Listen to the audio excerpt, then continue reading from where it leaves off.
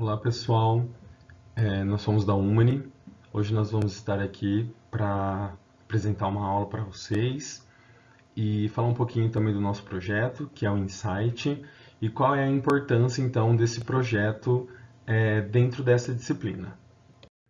Então, antes da gente começar a aula, eu quero apresentar a equipe, nossa equipe que pensou tão carinhosamente aí nesse projeto para a gente estar desenvolvendo aqui na disciplina, tá? Começo me apresentando, eu sou o Carlos Eduardo, eu faço doutorado aqui na Faculdade de Ciências Farmacêuticas de Ribeirão Preto, estou quase finalizando e sou natural de Monte Azul Paulista. Essa é a Tamara, ela está fazendo bacharel em enfermagem aqui na Escola de Enfermagem de Ribeirão Preto, ela está no 6º período e ela é natural de São Paulo.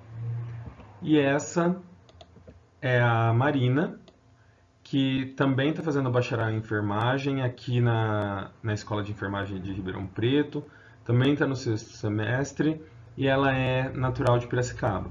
Então, isso daqui são as pessoas que pensaram e estão colocando em prática o projeto Insight. Então, nós, do setor de projetos da Umani, né, pensamos e idealizamos o Insight a fim de colaborar com as metodologias e as abordagens que são apresentadas nessa disciplina. E para isso nós temos uma meta. A nossa meta é contribuir, né, para o conhecimento de novas abordagens, ferramentas que auxiliam o desenvolvimento do empreendedorismo e inovação em saúde na prática.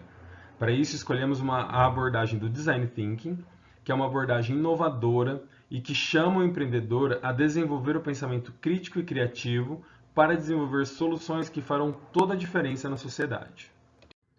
Então, como vocês já nos conhecem agora, vou apresentar para vocês a abordagem do Design Thinking. E como um momento de reflexão aqui, eu trago essa frase que existem ideias que apenas você pode enxergar. O Design Thinking ele é muito dinâmico e ele vai fazer você sair do lugar, vai fazer você pensar, vai fazer você ver o outro, né, de uma outra forma. Então, é bem assim que são ideias que só você vai conseguir enxergar. Então, como definição, o Design Thinking, essa é uma fala do Tim Brown, ele é o CEO da IDEO.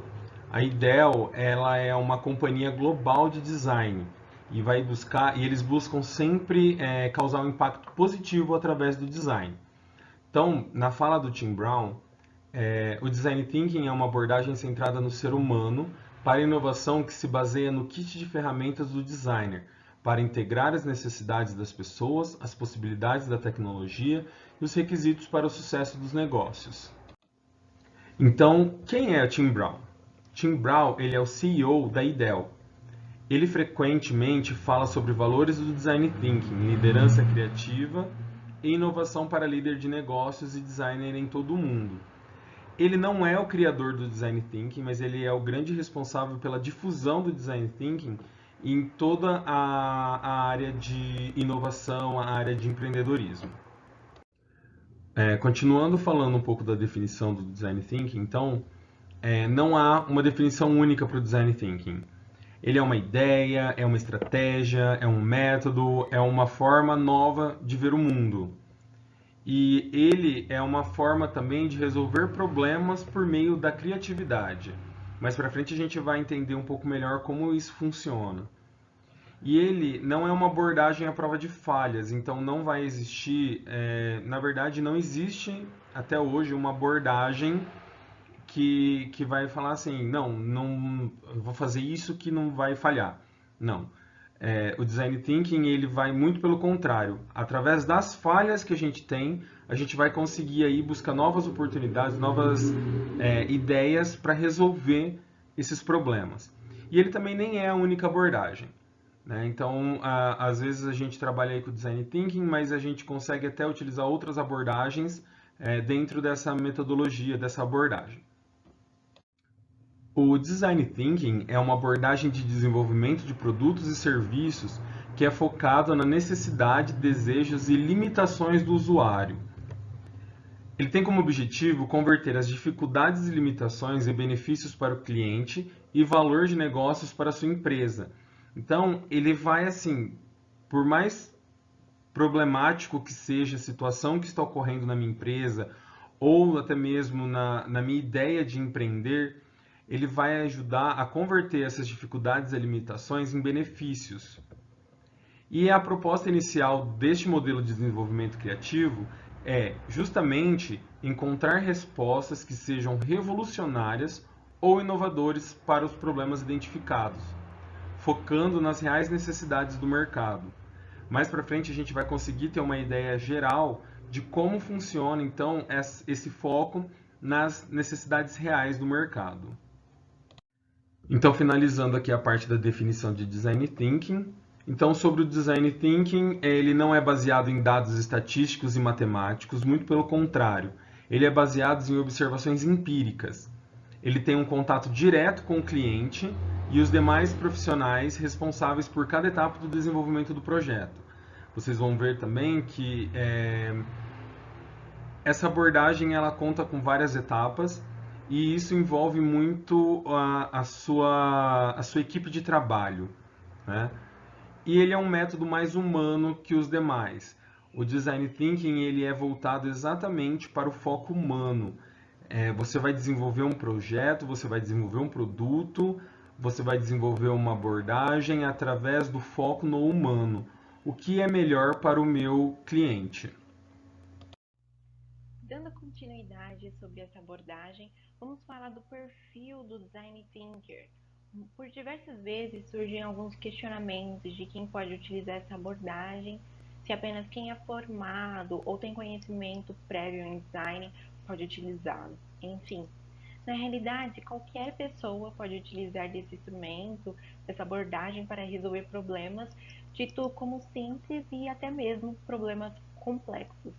Porém, algumas características devem ser valorizadas ou desenvolvidas, como a empatia, que é a capacidade de se colocar no lugar do outro, de compreender os outros, sem julgamentos ou emissão de críticas, visto que muitas vezes o problema solucionado não é o problema que a pessoa que está criando a solução vivencia. Por isso, é importante conhecer para quem a solução se destina, vivenciando todos os aspectos do problema, realmente se colocando no lugar do outro. Outro valor importante é o pensamento integrativo.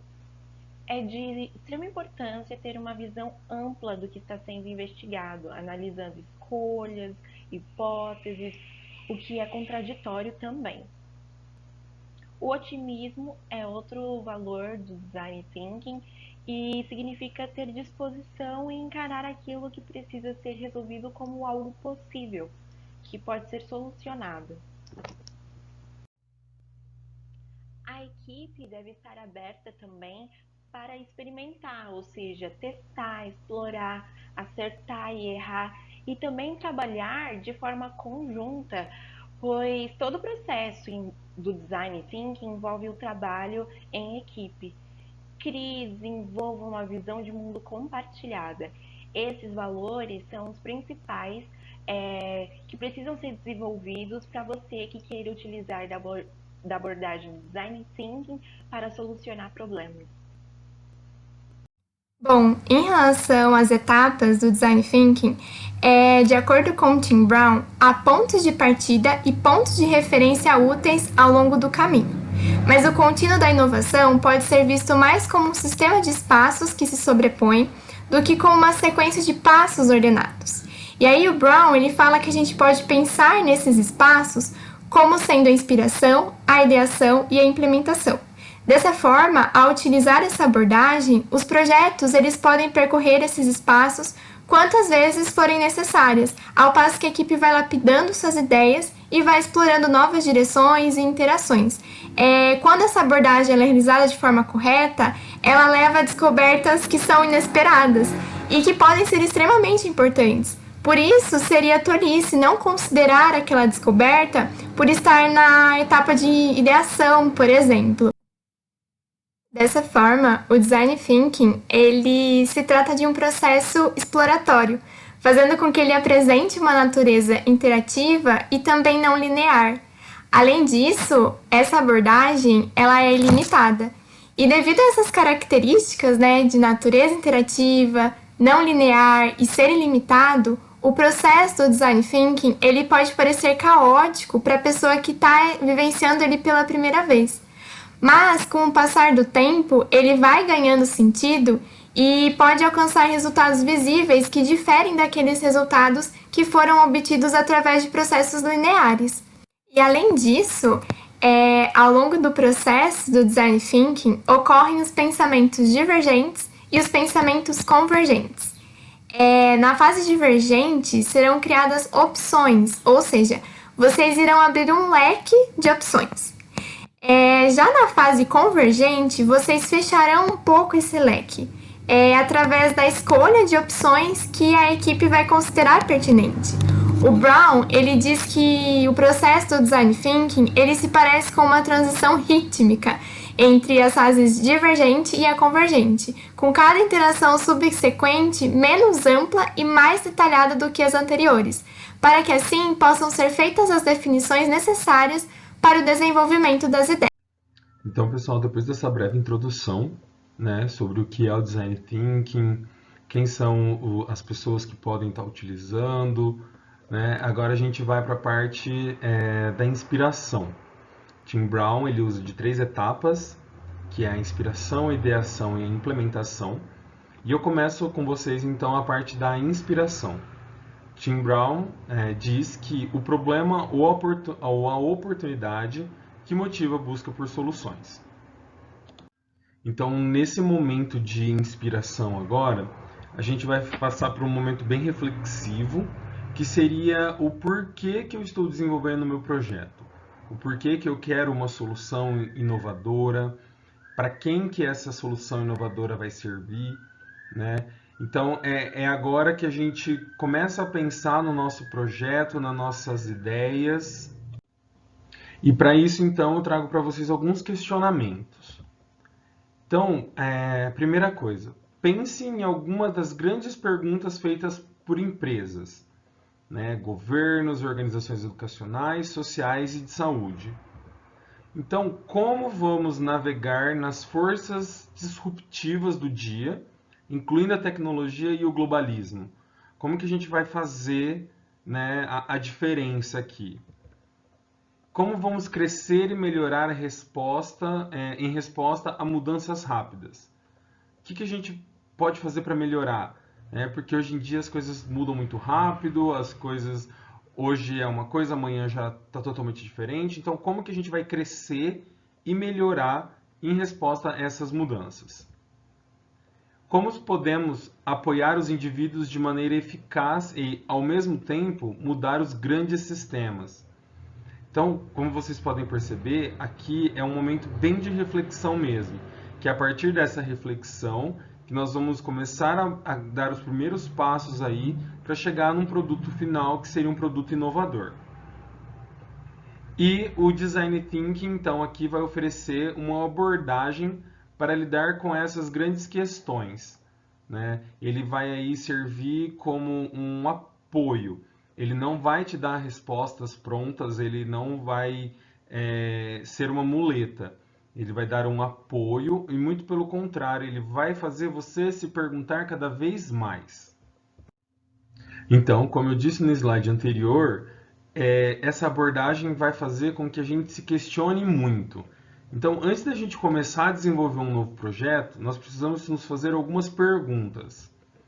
Quem vai usar? Então, eu pensei em começar a desenvolver um projeto inovador, um produto inovador. Quem vai usar esse meu produto? Quem são as pessoas que vão usar esse produto? Quais são as necessidades e como eu vou suprir essas necessidades que eu preciso para desenvolver o meu produto, que eu preciso para desenvolver o meu projeto? O que buscar? O que nós buscamos? O que nós queremos?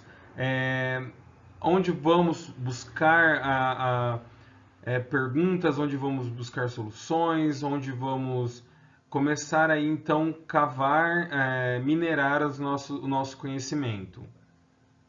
E qual vai ser a oportunidade de entrega? Ou seja, como eu vou conseguir entregar esse meu produto, essa minha solução, para o meu objetivo final, que é o consumidor. E o mais importante de tudo, não adianta nada eu desenvolver um projeto maravilhoso, extremamente inovador, se esse projeto não agregar valores, não agregar respeito, não agregar determinação, igualdade, coragem. Então, nós precisamos sempre, quando formos pensar em um projeto ou em uma solução inovadora, nós temos sempre que pensar em agregar valores, em que esse meu produto final, que essa minha inovação, ela consiga atingir o meu consumidor de uma forma com que ele vá ser tocado por essa inovação, por esse produto. Então ele tem que agregar valores, o mais importante de tudo. E aí então nos deparamos com o desafio inicial. A partir de agora, a gente vai fazer uma imersão, né, na vida do consumidor. Então, a partir de agora, a gente vai sair do papel de empreendedores inovadores e vamos começar, então, a pensar como o nosso cliente. Qual vai ser, então, o objetivo disso, né? Então, primeiro de tudo, a gente tem que estudar o nosso usuário. Eu vou desenvolver um projeto, vou desenvolver um produto, mas eu preciso saber para quem que eu vou estar desenvolvendo isso. Então eu preciso estudar o meu usuário, saber quem são as pessoas que vão receber esse produto. Precisamos fazer descobertas, tudo que seria mais interessante da gente descobrir. Nesse momento nós precisamos descobrir tudo o que envolve o meu produto, o nosso produto que a gente está começando a idealizar aqui, que a gente está começando a pensar em como desenvolver. Fazer uma análise, será que esse produto ele vai ser importante? Será que eu estou agregando valores nesse produto? O meu usuário ele vai receber isso de uma forma legal, ele vai gostar daquilo que ele está recebendo. E o mais principal e o importante de tudo, desenvolver empatia. Nós precisamos ter empatia com quem vai receber esse produto. Eu não posso fazer um produto, pensar em um produto em que eu vá ganhar muito dinheiro. Pode ser que eu até ganhe, mas isso vai estar agregando em que na vida do outro? Entendeu? Então, por isso que a gente precisa desenvolver a empatia neste momento. E como nós fazemos isso? Nós precisamos nos colocar no lugar da pessoa. Você recebeu um produto. Tá, eu adquiri um produto que é de última geração. Esse produto é útil para mim? Né? Será que vale a pena eu gastar, né, com esse produto? Então eu teria que me colocar no lugar da pessoa. Inovar não é somente fazer um produto novo, e sim com que esse produto seja realmente útil. Lembra que eu disse para vocês, nós temos que agregar valores ao nosso produto final. Nós precisamos ir a campo. O que o meu consumidor está realmente precisando? O que as pessoas estão precisando? Né? Não vou usar o termo consumidor, mas o que as pessoas estão precisando no momento? Conversar com os interessados, qual é o campo que eu estou querendo desenvolver o meu produto. Então, eu estou querendo desenvolver o meu produto sei lá, num campo hospitalar. Né? O que as pessoas que trabalham lá estão precisando, o que eles se interessam em ter de melhoria nesse lugar, num hospital, por exemplo. E observar o que não é dito. Mais para frente a gente vai conversar mais sobre isso. Então, muitas das vezes as pessoas falam, mas elas têm um pouco de receio de falar de coisas que são um pouco mais complicadas, são um pouco mais difíceis de você ter um tato, você precisa ter um tato para falar. Então, a gente tem que ter esse olhar, observar o que não é dito. O que as pessoas estão fazendo, como as pessoas estão se comportando naquele ambiente. Aquele ambiente está sendo um ambiente acolhedor, ela está precisando de alguma coisa. Então, assim, a gente precisa observar. Como eu disse, nós precisamos nos colocar no lugar da pessoa.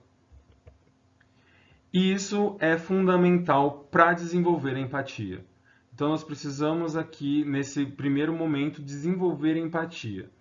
Se eu desenvolvi a empatia com o meu público, né, então eu consigo criar um produto que seja realmente útil para essas pessoas.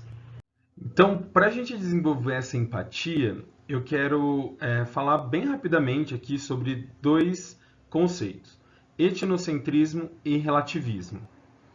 Tem uma imagem que é bem interessante que assim traduz completamente isso. O etnocentrismo é a forma como eu vejo o mundo, certo? E o relativismo é a forma como o outro vê o mundo, né, do meu ponto de vista.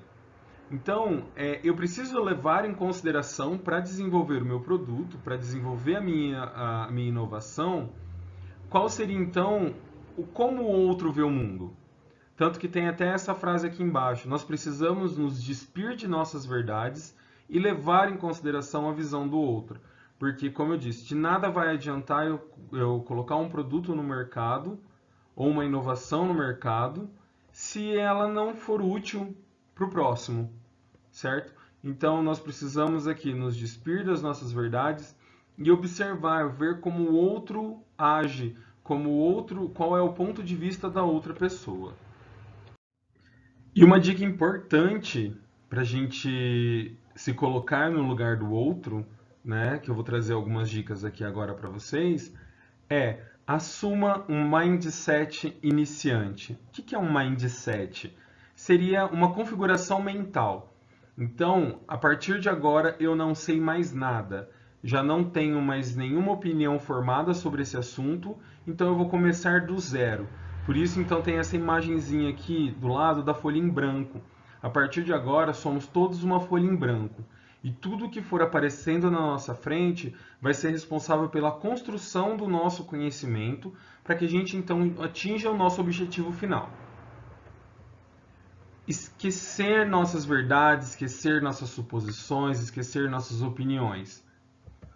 E perceber o outro. Então é nesse momento aqui que a gente vai fazer, como eu disse, a gente vai virar uma folha em branco.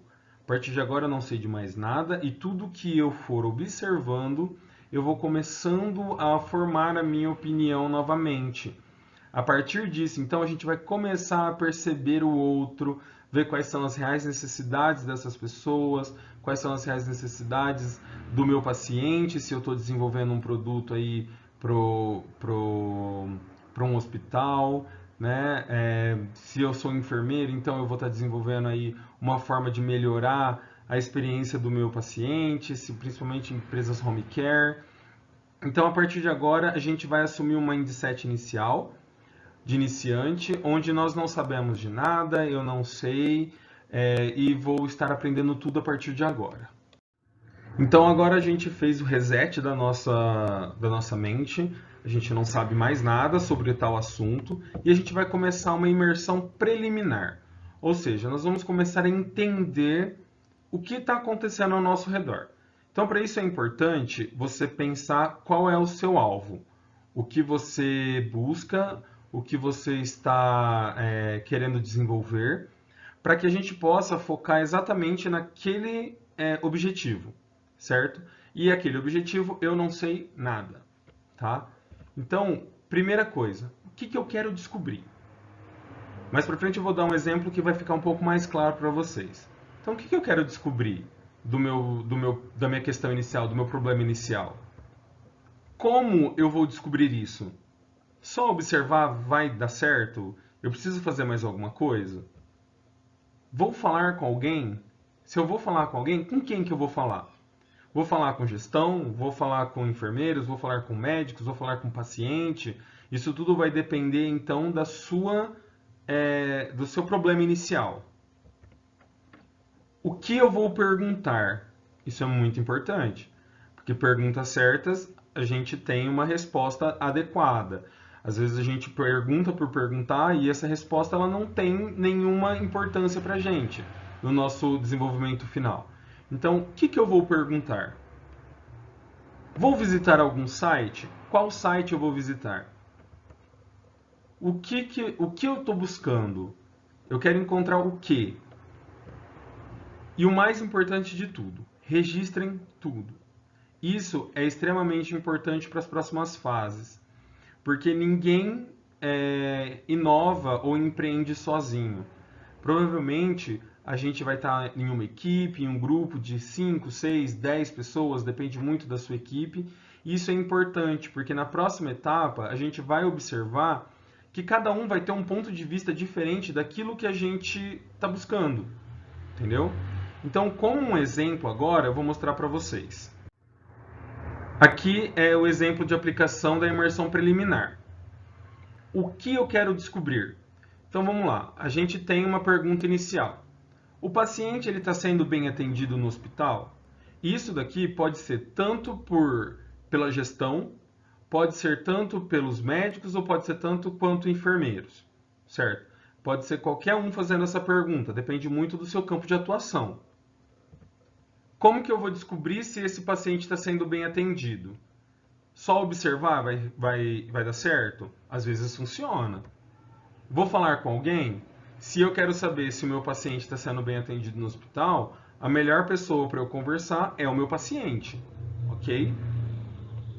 O que eu vou perguntar?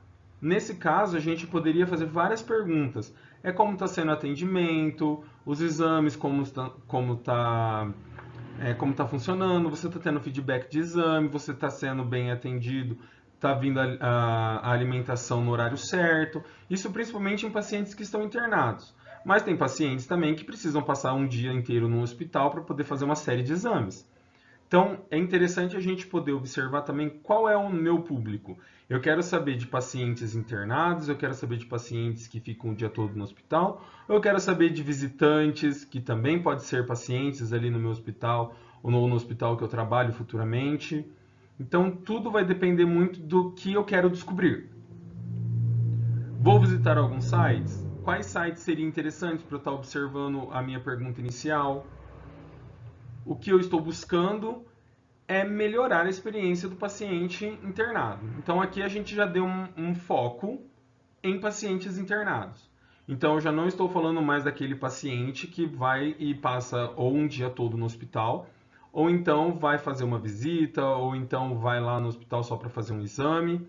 Tá? Então, eu estou falando agora do paciente, da experiência do paciente internado. Depois daquele monte de perguntas que a gente já fez na nossa imersão preliminar, agora eu trago dois conceitos bem interessantes para a gente. O primeiro é insight e o segundo é ideia. Então nós temos aqui, insight versus ideia. Eu tive uma ideia. Não, peraí. Tudo que a gente viu até agora vão dar insights na gente. Então vão ser coisas que vão ajudar a gente a perceber o que está acontecendo. Então, o insight é a percepção de oportunidade de ação. Então aqui eu ainda não vou agir. Eu tive insights, eu tive percepções de onde eu posso agir. E a ideia é como agir. E é a partir desse insight versus ideia que a gente vai passar para a próxima parte agora. Então vamos lá. Aqui então já fiz a primeira parte, que é a imersão. Agora eu vou para a parte da definição. Agora eu vou fazer uma análise de todas as informações que eu colhi. Então eu tenho lá a minha equipe, agora já está toda reunida. E a gente agora vai então organizar isso. Vamos fazer um painel, né, que é onde todo mundo vai colocar suas ideias. Então, o Design Thinking ele é muito visual e colaborativo. Então, todo mundo dá a sua opinião, todo mundo expõe o seu ponto de vista. Então, eles já viram lá que é melhorar a experiência do paciente internado, certo? Então, ele vai agora passando por todas as outras perguntas e todo mundo vai colocando pontos que seria interessante para ser resolvido frente àquele problema. Isso se faz em equipe. Ninguém inova ou empreende sozinho. Sempre em equipe. Nesse momento vai ser o momento de compartilhar os insights, de compartilhar todas aquelas percepções de oportunidade de ação que tivemos durante o período de coleta de informação. E é uma jornada de análise. Então, a partir daqui, nós vamos começar a analisar tudo o que a gente observou. E não existe certo e nem errado. Por mais absurda ou louca que a ideia possa parecer, compartilhe. Porque às vezes é uma ideia que para você pode parecer um pouco doida, né? Mas faz sentido. Às vezes faz sentido e é um ponto aí que poderia ser interessante no momento de inovação. Então aqui agora eu vou trazer um exemplo de aplicação da parte da definição. Então a minha equipe está toda reunida e todo mundo vai começar a colar os seus post-its, vai começar a colar as suas notas no quadro que está lá na sala. Então vamos lá. Muitos resíduos. Então ele viu que tinha pacientes falando que os cestos estavam cheios, que às vezes tinha muito material sendo jogado fora, alguma coisa assim, né? Punção prolongada. Então o paciente está lá internado, ele já está meio ali, né, cansado de estar ali e ainda fica muito tempo com a agulha no braço. Tem vezes que não tem muito o que fazer, então ele acha que a punção prolongada é um problema para ele. Muita movimentação, entra e sai do quarto, movimentação nos corredores, muita gente diferente entrando, então muita movimentação. Reclamou de fazer vários exames, às vezes não tem como fugir disso, então, mas é algo que é interessante também a gente estar colocando. Como eu disse, não existe o certo e nem errado.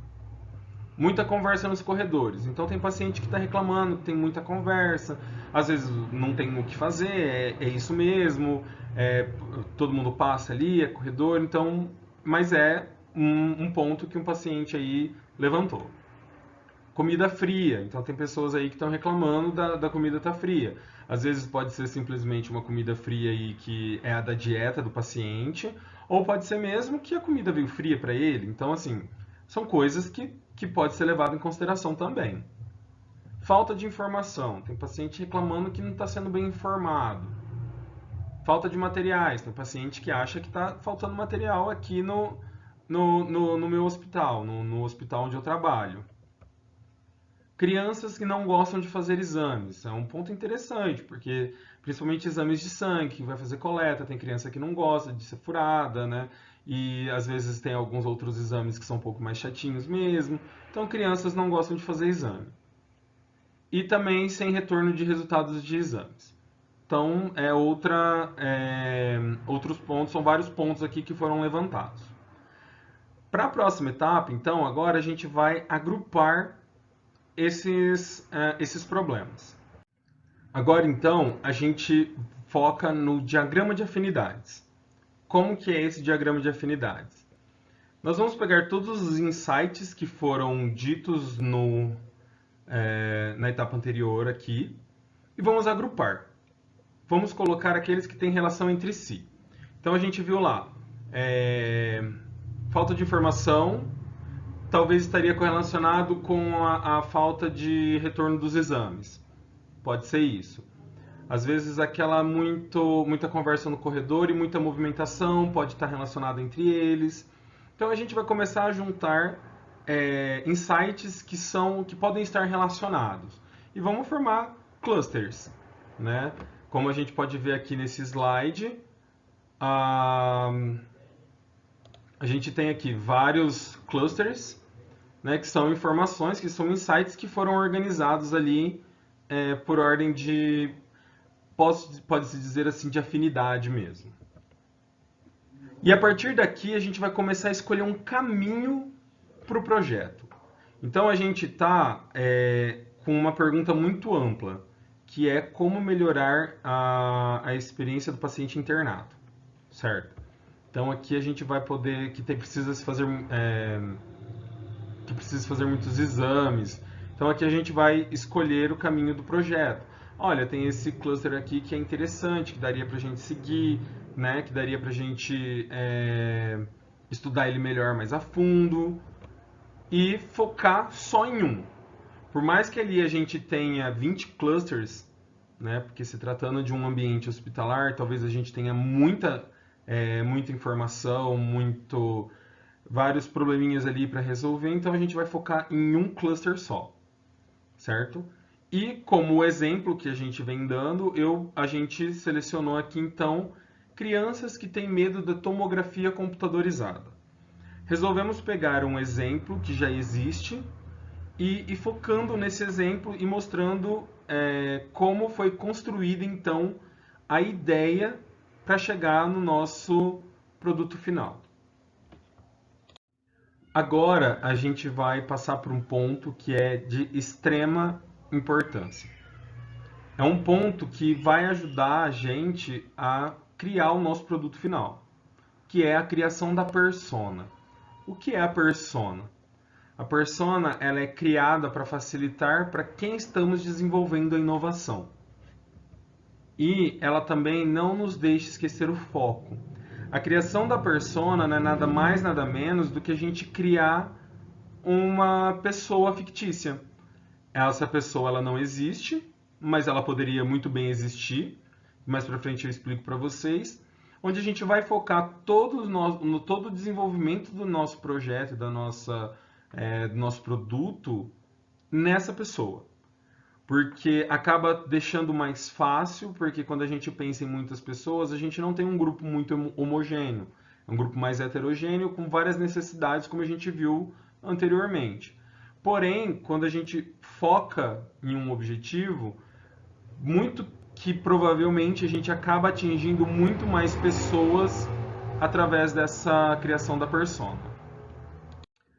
Então, a persona ela vai levar uma série de características do que foi observado no campo. Então, a gente vai aqui começar a montar a nossa persona com tudo que a gente observou em toda a nossa trajetória até agora. Então, a persona ela é um personagem fictício, ela vai resumir os principais achados no campo, a gente vai apontar características básicas para essa persona, quais são os hábitos dessa persona, quais são as necessidades, as frustrações e os desejos.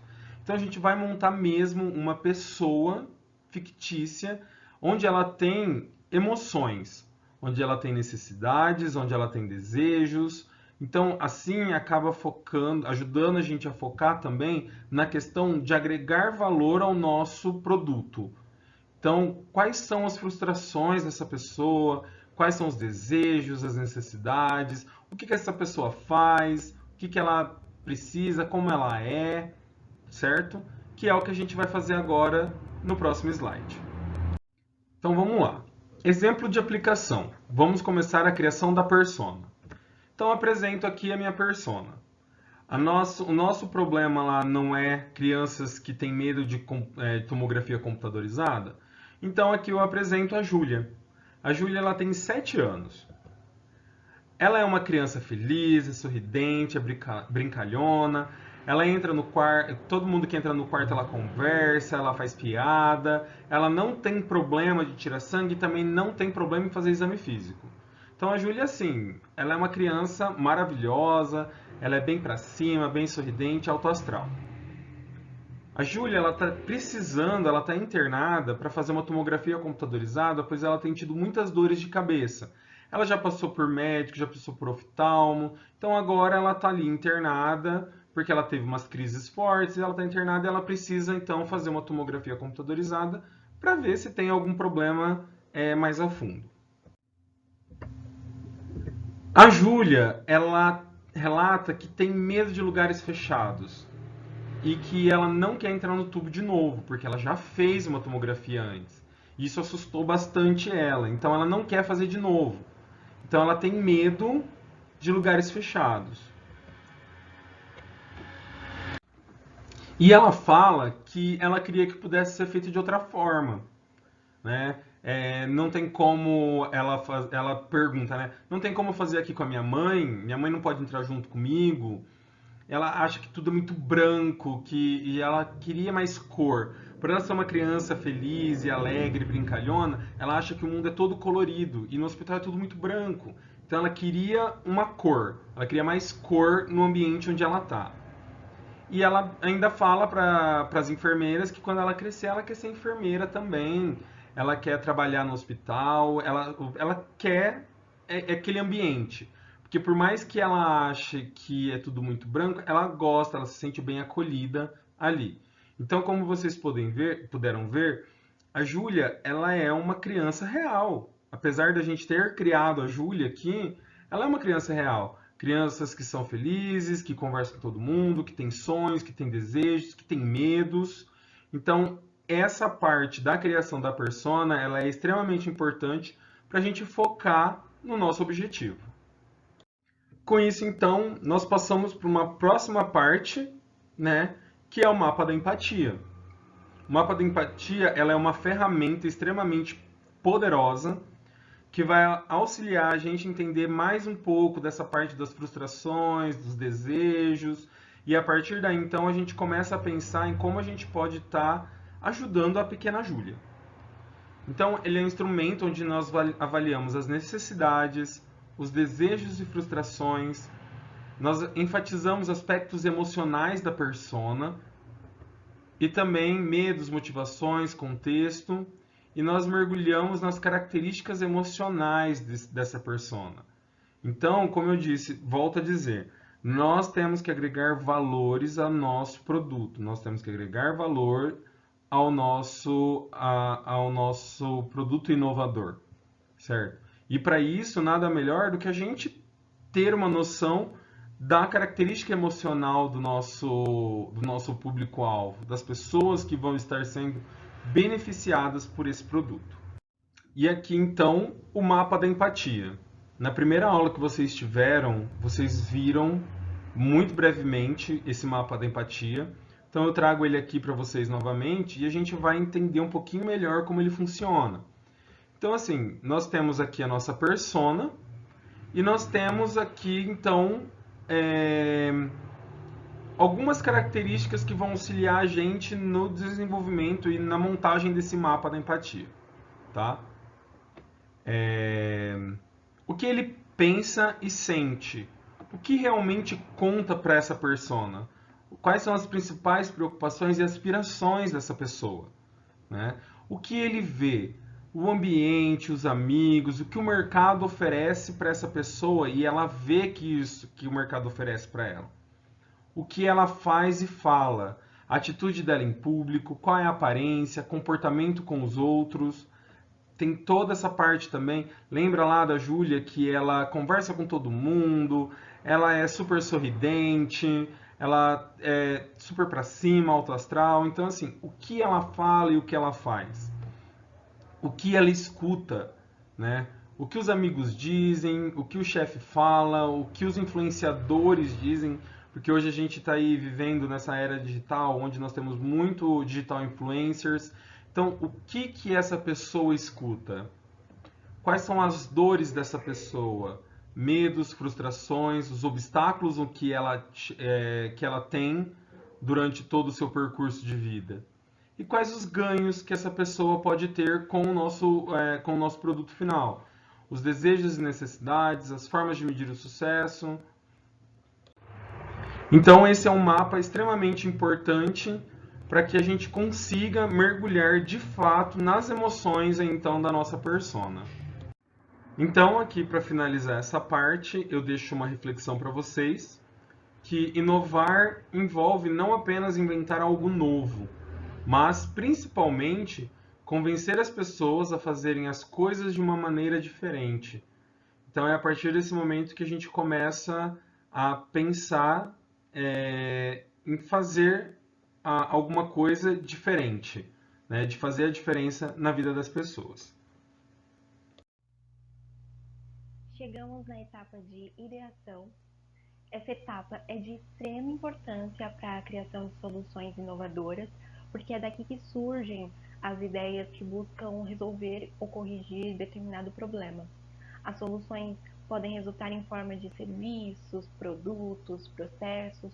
Tudo depende de como a sua equipe pensa em aplicar a ideia e principalmente como o usuário, o cliente, deseja utilizá-lo. Como vocês viram na etapa de inspiração, a etapa anterior, o problema foi definido, cabe agora à equipe e a gente solucioná-lo. É importante lembrar que o Design Thinking não é uma receita de bolo, pelo contrário, é um processo, uma abordagem não linear, ou seja, essas etapas não precisam ser seguidas sequencialmente, então adapte da melhor forma para o seu projeto da melhor maneira para a sua equipe. Mas quais são os objetivos dessa etapa? Do que ela é formada? Do que consiste a etapa de ideação, também chamada como idealização por alguns autores? Um dos principais objetivos, se não o maior, é a criação de ideias. Para chegar a esse ponto, para que a equipe comece a criar novas ideias, é necessário que a equipe seja alinhada quanto ao problema que desejam resolver. É imprescindível que todas as informações coletadas anteriormente sejam repassadas. Por isso é interessante que a equipe faça uma síntese de tudo que conversaram, de tudo que decidiram, do problema que definiram, para partir para a criação de ideias. Apesar de ser um momento que desperta muitos insights, às vezes pode acabar saindo do objetivo. Então, outro ponto importante é manter o foco e o propósito naquilo que desejam intervir. O processo de criar não tem restrição nenhuma, então pensar fora da caixa, pensar ideias malucas, doidas, deve ser um artifício a ser encorajado pela equipe. Então, não tenham medo de pensar fora da caixa. É preciso ter liberdade para idealizar. Então, converse com todos os membros da equipe, com todos os integrantes, e tentem ao máximo evitar julgamentos, críticas, enquanto pensam e imaginam como seria a solução para aquele determinado problema. E quanto maior o número de ideias criadas, melhor. Então, não estipulem um número adequado. Permitam-se criar a quantidade que vocês acharem necessária para aquele problema. Outro objetivo da etapa de ideação é o desenvolvimento de ideias. Como estimular, então, esse processo criativo? Como desenvolver a criatividade? Muitas pessoas falam que não são criativas, que não conseguem sair da zona de conforto, do que é comum, do que é conhecido. Uma forma é estimular essa habilidade utilizando algumas ferramentas diretivas. Existem diversas ferramentas que auxiliam nesse processo. Vocês irão conhecer algumas delas nessa aula, mas é para além do que será apresentado aqui. Então, cabe à equipe testar e se apropriar daquelas que mais funcionam para o grupo. Falando em equipe, é interessante ter uma equipe formada por diferentes personalidades, com diferentes formações ou especialidades, porque contribui no desenvolvimento de ideias, visto que o repertório é maior. Por isso, o potencial de cada membro deve ser valorizado. O ambiente, as relações, a intimidade entre os membros, tudo isso influencia no processo. E então também é algo a ser pensado. E como não podemos esquecer, o centro da abordagem do Design Thinking são as pessoas. Portanto, a participação do cliente nesse processo deve ser considerada e respeitada. O último objetivo, e não menos importante nessa etapa, é a fase de testagem da solução escolhida. É a partir daqui que nós saberemos se a ideia gerada, desenvolvida, está ou não atendendo à necessidade do cliente. E para testar é preciso desenvolver protótipos, porque por meio deles é possível fazer observações, avaliações e ajustar o que é necessário, o que não deu certo nessa fase de testagem. Transformações, mudanças, são comuns de acontecer.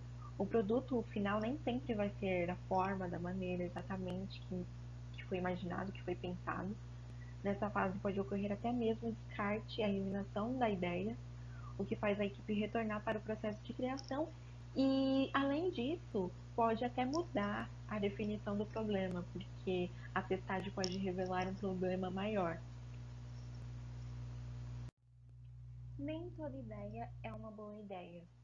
Então, apesar de ser estimulado a criação de ideias malucas, doidas, no momento da escolha da solução para o determinado problema, para aquele problema que foi definido lá na fase de inspiração, é preciso ser considerado alguns requisitos. Há 3 requisitos importantíssimos que servem como norteadores para a escolha da solução, que são a praticabilidade, viabilidade e desejabilidade. A praticabilidade é tudo aquilo que é factível, funcionalmente possível.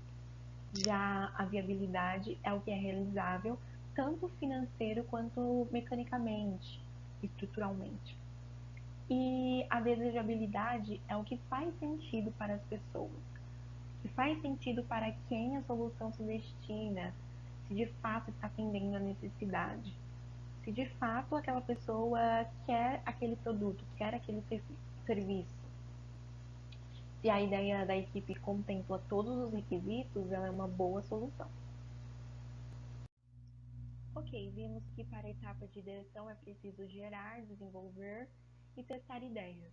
Porém, no decorrer do processo, algumas questões podem aparecer como qual é o nosso ponto de partida, o que a minha equipe precisa saber, qual é o melhor método para criar ideias. Esse é o momento para que essas questões e outras sejam discutidas para poder realmente alinhar cada integrante e deixar todo mundo com o mesmo foco na hora da criação da solução. Antes de falar e apresentar um pouquinho sobre as ferramentas, as técnicas de criação, é preciso destacar que nem toda ferramenta será utilizada nesse processo e que não há ferramenta perfeita para esse momento de criação.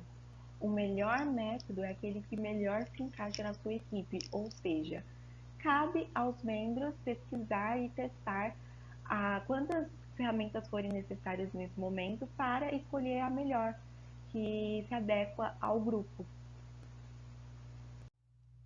Bom, a primeira ferramenta que eu irei falar é o Brainstorm, que em tradução livre significa tempestade de ideias. É uma atividade que explora bastante a criatividade, não só de um único indivíduo, mas de um grupo também. É uma técnica muito conhecida, valorizada principalmente pelo autor, que usamos como o referencial teórico da nossa aula, o Tim Brown. Mas afinal, como nós podemos utilizar essa ferramenta para despertar a nossa criatividade? Bom, no início, é estipulado um período de tempo para pensar ideias, sendo que quanto maior o volume, melhor é. Geralmente, alguém da equipe é nomeado como moderador, ou seja, essa pessoa ficará responsável por controlar o tempo e manter a equipe focada no objetivo. Tudo é considerado, como já foi dito, mesmo que pareça algo inatingível ou impossível de ser alcançado. As ideias geradas são escritas ou mesmo desenhadas em um bloco de notas, ou bloco de papel, ou até mesmo post-its. Depois da criação dessas ideias, é feito o agrupamento daquelas que são semelhantes do grupo e também é feita a escolha das mais viáveis de acordo com os requisitos que já foram apresentados. Essa é uma ferramenta que pode ser utilizada online também, o que facilita esse processo de geração de ideias no contexto que nós estamos vivendo. Outra ferramenta muito bacana é o Bodystorm. O Bodystorm é uma ferramenta parecida com o Brainstorm, porém, ao invés de utilizar post-it, papel ou bloco de notas, utiliza-se o corpo como forma de vivenciar a ideia gerada, simulando o cenário real e compartilhando os aprendizados com a equipe de forma ágil. Por estar vivenciando a situação, é possível ter feedbacks e avaliações rápidas que podem auxiliar na implementação ou não da solução. Já dá para ter uma ideia se ela é possível já durante essa encenação. Para a encenação é comum utilizar o ambiente do qual a solução se destina e pode envolver a participação do usuário final durante o processo. Outra ferramenta muito bacana é o Scamper, que na realidade é um acrônimo que auxilia no direcionamento da ideia, estimulando a estruturação do que foi imaginado, expandindo os limites e a criação de novas soluções. Cada letra corresponde a uma pergunta, podendo ser utilizada em conjunto com a ferramenta de Brainstorm, por exemplo. Então, a princípio, deve-se escolher a ideia do qual pretende trabalhar e que atenda, claro, aos requisitos. Depois, utiliza-se o acrônimo para responder às perguntas de acordo com as letras.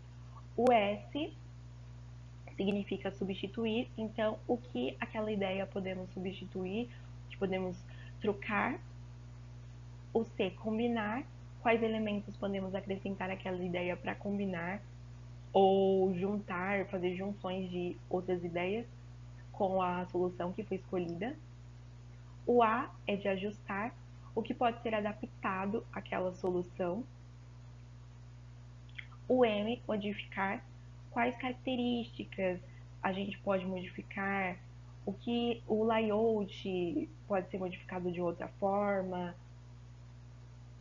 O P é procurar por outros usos, às vezes a funcionalidade da ideia foi pensada para uma solução, mas ela atende mais de uma. O E é eliminar elementos que não são necessários ou que só acrescentam, mas não são essenciais para a ideia. E o R, que é de reverso. Se a ordem daquela ideia de processo ou de produto pode ser feita de outra maneira. Uma última ferramenta que eu gostaria de apresentar para vocês é o Word Café. Nessa ferramenta, grupos são criados, ou seja, a equipe é dividida em grupos e eles são colocados em mesas. Cada mesa haverá um anfitrião, que será alguém escolhido do grupo, e o restante será considerado como viajante. Haverá rodadas de discussão de ideias com duração de pelo menos 20 a 30 minutos.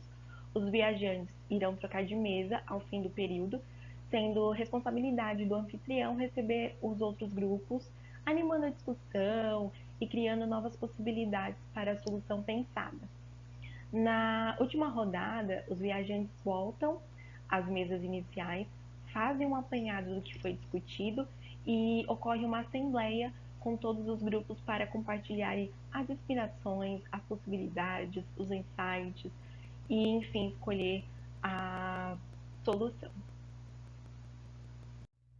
Lembrando que existem diversas ferramentas disponíveis e então cabe à equipe escolher e adaptar da melhor forma aquelas que pretendem trabalhar, que pretendem utilizar durante esse processo. Lembrando que todo esse percurso leva um tempo, então não tenham pressa para escolher, para testar essas ferramentas, para discutir. Esse momento é precioso.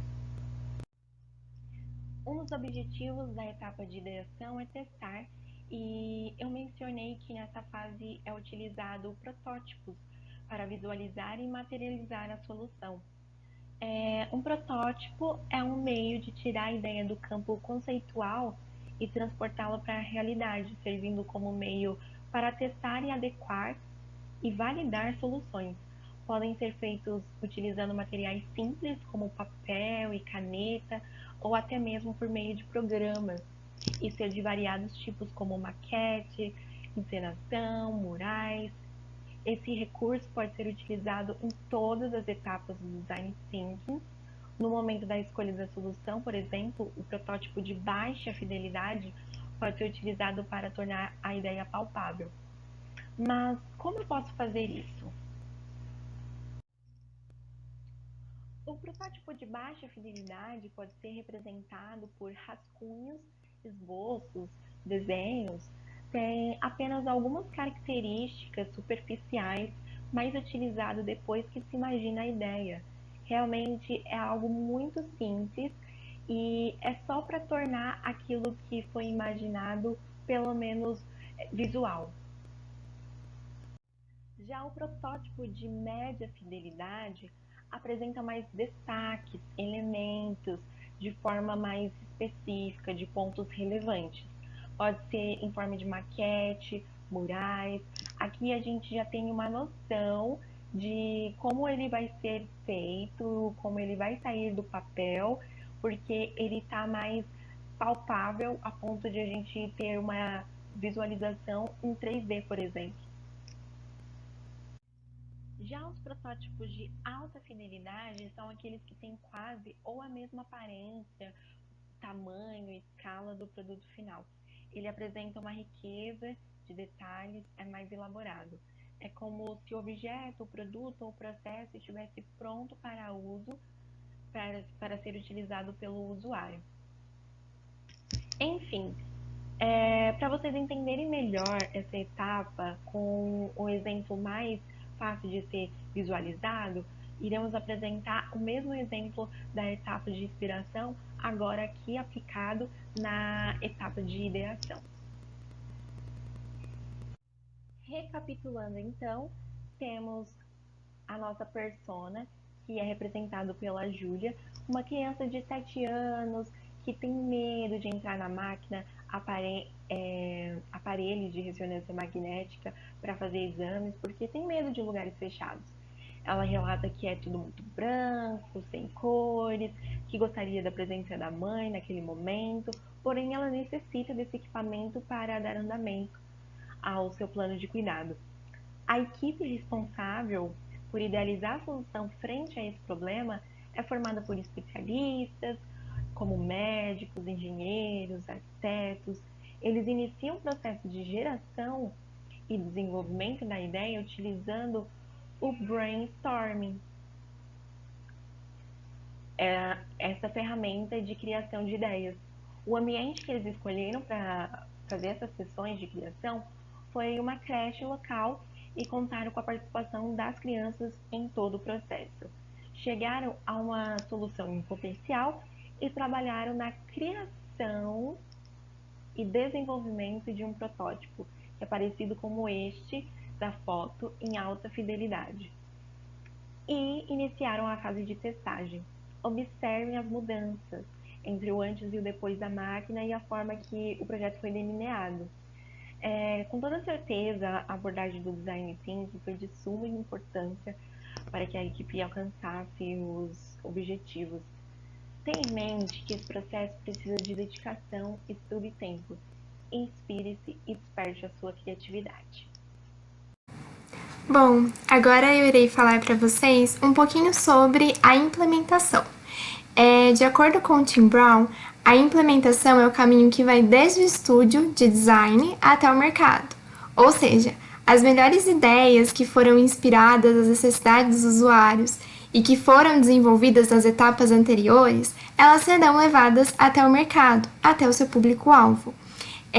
Dessa forma, é importante que sejam estudadas, analisadas e também definidas algumas ações estratégicas, ações econômicas e ações operacionais que irão viabilizar a implementação e a inserção da solução ou do produto inovador que foi desenvolvido no mercado.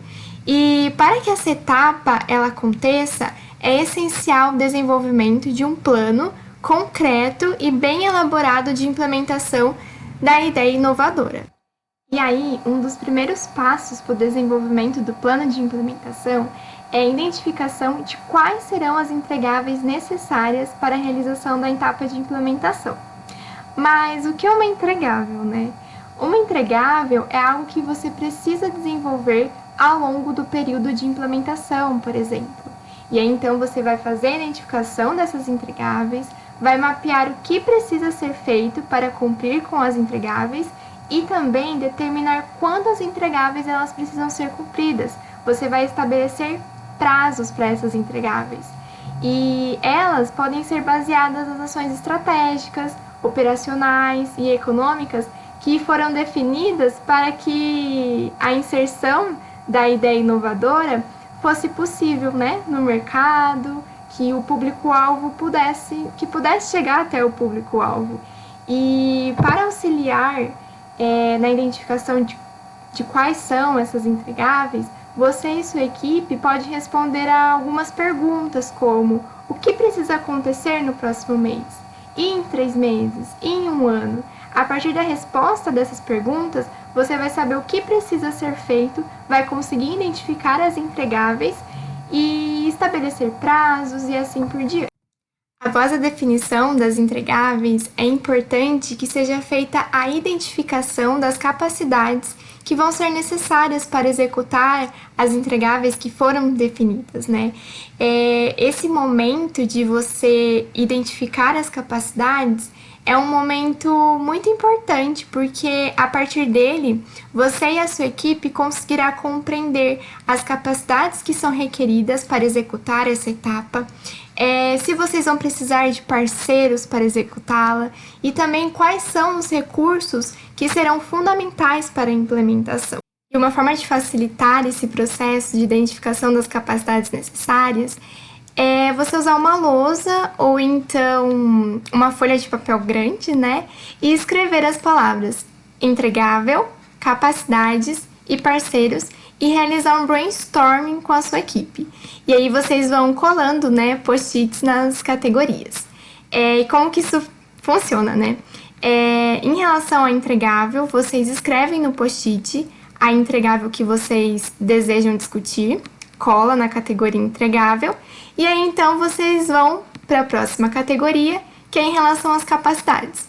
E para essa categoria, vocês podem fazer algumas perguntas que possam auxiliar vocês na identificação das capacidades que são necessárias. E aí vocês podem perguntar, por exemplo, que capacidades humanas, tecnológicas ou financeiras vão ser necessárias para cumprir com aquela entrega.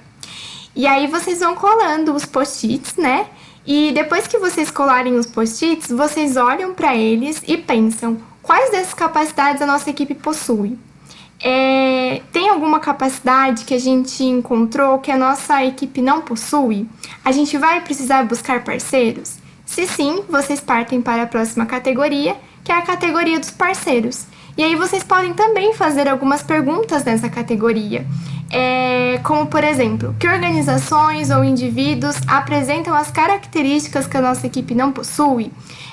Como é o nosso relacionamento atualmente com eles? Como podemos procurá-los e fazer com que eles se juntem a nós? E a partir desse brainstorming, você vai entender quais são as capacidades necessárias para o cumprimento das entregáveis e você também conseguirá formar uma equipe para que ocorra uma implementação bem-sucedida, né? Tendo então identificado as capacidades necessárias e formado a equipe para a execução da ideia inovadora, né? É importante que entre os membros da equipe ou os parceiros sejam determinados alguns líderes para que eles se responsabilizem pela condução e pela execução das atividades que serão necessárias para a implementação. Além disso, é importante que sejam definidos alguns indicadores. A cada marco importante da implementação da solução, pense em como é o sucesso naquele momento. E, diante disso, define indicadores que possam medir como está o processo de implementação e indicadores que possam medir os resultados de curto, médio e longo prazo da implementação. Esses indicadores, eles são essenciais para o monitoramento e também para a avaliação dessa implementação. E aí, então, tendo feito o planejamento da implementação da sua ideia inovadora, você pode, de fato, partir para a implementação dessa ideia. E é importante que, ao longo dessa etapa de implementação, você continue recebendo os feedbacks. Mesmo você já estando na fase da implementação, os feedbacks eles ainda são essenciais, por isso esteja sempre aberto para recebê-los. E agora, né, voltando para o exemplo de aplicação que vem sendo apresentado para vocês nessa aula, após todo o processo de inspiração e ideação, puderam ser implementadas as centrais de ressonância magnética humanizadas para as crianças. E essas são algumas imagens das centrais que foram implementadas. E, por fim, eu gostaria de indicar para vocês esse vídeo que está disponível no YouTube.